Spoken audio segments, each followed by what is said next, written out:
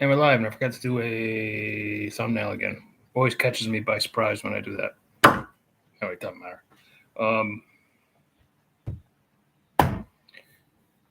Subscribe if you haven't already. Push the like button and then tap the bell for notifications so you don't miss out on one single freaking exciting video. Got a shirt on today. I know what you're thinking. Yeah, I got it all unbuttoned and shit. I'm too sexy for my shirt on the catwalk. Yeah. Not.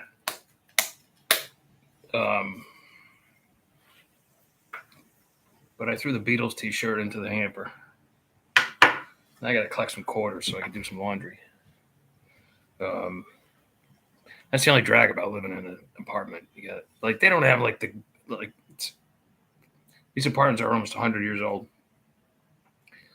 and the laundry room is like 1950s era.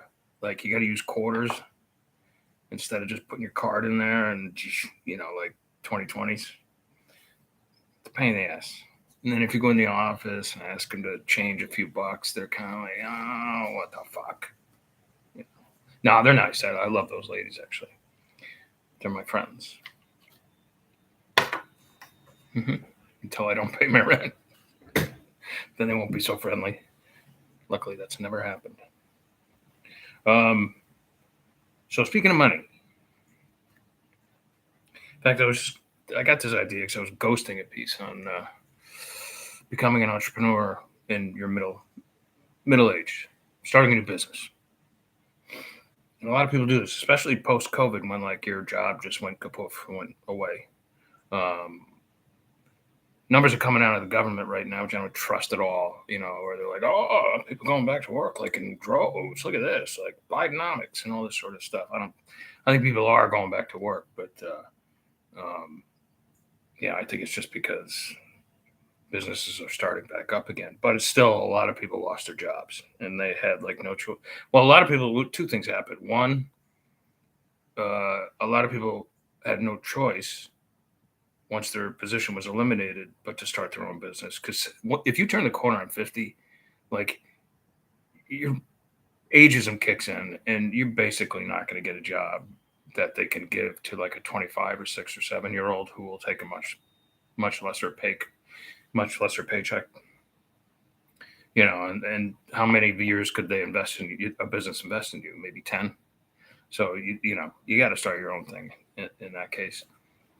Or maybe your AI is taking over your job.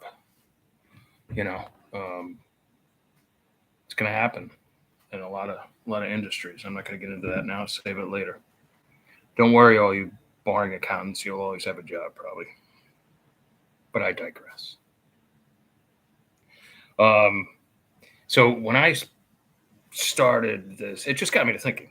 To me, there's no better business to start than a freelance writing business, because at base, that's what I am. I'm a freelance writer. It doesn't matter if I'm writing pulp fiction or, a blog on starting a business or journalism, freelance journalism for somebody, some outfit, which I almost never do anymore, being an independent.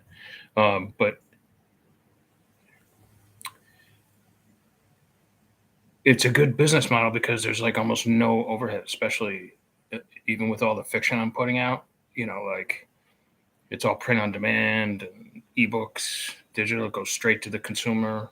So like there's almost nothing. But then it started dawning on me, like as well as things are going this first year and a half. And I still have a couple of traditional contracts to fulfill, like I said. And who knows? I'm still a hybrid. I still may take the occasional. I don't know. But right now I'm committed to making Bear Media work. But I'm like, I notice I'm like, cash flow isn't quite what it used to be past few years, and I'm like, what the fuck's going on here? Like I know there's inflation and stuff like that, but it's just me. I don't spend money on anything except for like, I think the most money I spend is like to keep my Jeep in proper repair, skiing, Travel's expensive, of course. Um, but it's just me. It's not like like I'm paying for like my girlfriend or the kids, and because they're all adults now to travel. It's just me. If I want to go on the cheap, I can, and I do.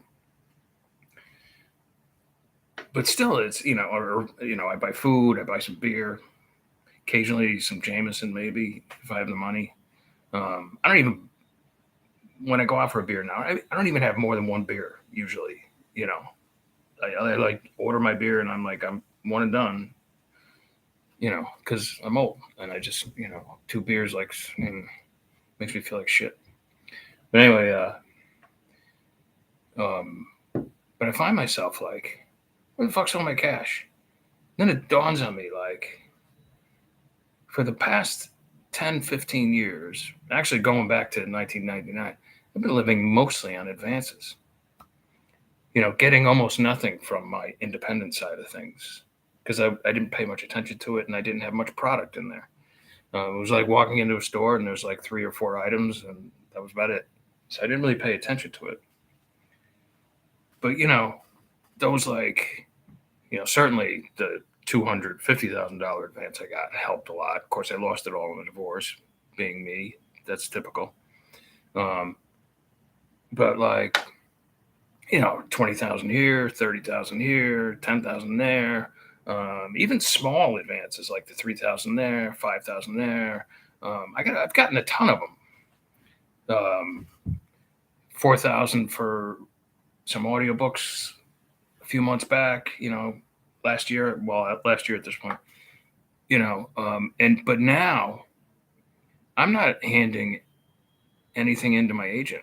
I haven't handed in a product for him to sell like maybe in 2 years or a year anyway, a year and a half. I mean, anything I've gotten from him is from his hard work saying like, oh, look, I got you this deal. Like, oh, great. Thank you, Chip. I appreciate it. And I do. But I have, anything I write now, any fiction I write, it's going to get published by Bear Media.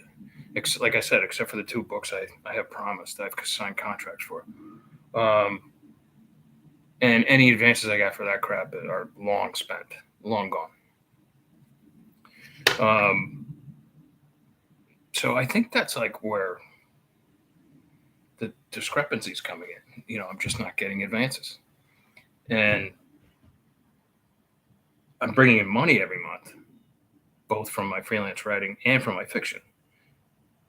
But it's not to the point where it's like, wow, this is gonna I'm gonna do far better with my own publishing company than I could ever hope to do by going from advance to advance to advance. Plus, it's a lot safer. It's dependable. No worries at night. So it's so it dawns on me like, oh, I'm going through growing pains. At 59 years old, I'm going through growing pains, starting my own business. It never dawned on me that this would happen. Luckily, and you should know this, and this is not financial advice. This is pure entertainment. I'm not a financial advisor. Nor do I play one on TV. All right, I'll fucking button my shirt. I still look sexy.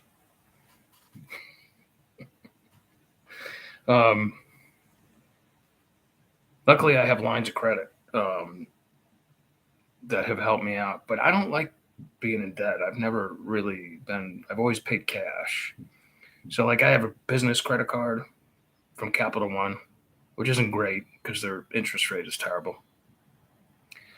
And like I pay on I use that almost primarily for business expenses and I pay on it like every month. And then, I have 2 lines of credit with like KeyBank. One of them I use to finish off my son's student loan. So that's kind of up there a little bit, but it's a student loan. So what are you going to do? And it was a private student loan. So Uncle Joe can't help me on that one. And then, the other one's got a little bit on it, but I'm trying to do all this on a cash basis. and without breaking too much into my investments. But I have broken into some of my investments. But this is what's to be expected. You need, this is how it is when you start a new business. You're going to have to put up some capital. Just never dawned on me that, like, oh yeah, this is what you're missing, the advances that you used to get. They came in so handy. Like you'd get that 20 grand, you'd be like, oh, I'm good for 6 months or something, or whatever it is, 5 months or whatever it would be. If it costs you $1,000 a week to live, which in New York City, that wouldn't come. You would need 3 times that much, right? But up in Albany, you don't. Even in Florence, Italy, you don't need that much. So anyway, I just thought I'd bring that up. Interesting factoid about going indie. Luckily, like I have my Substack, and I get paid subscribers on that, and I have my freelance business, and so there's stuff's coming in, and I get royalties every month from my indie books, and I'm up to like 130 books. Like by the time I hit 200, I should be in good shape, and that'll happen hopefully by this time next year. All right, that's all I got to say. I hope you guys are having a great day. It's a beautiful day here. The wind she's blowing. I said she's blowing.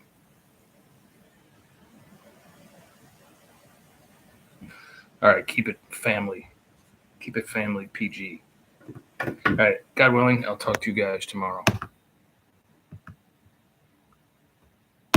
Ciao, ciao.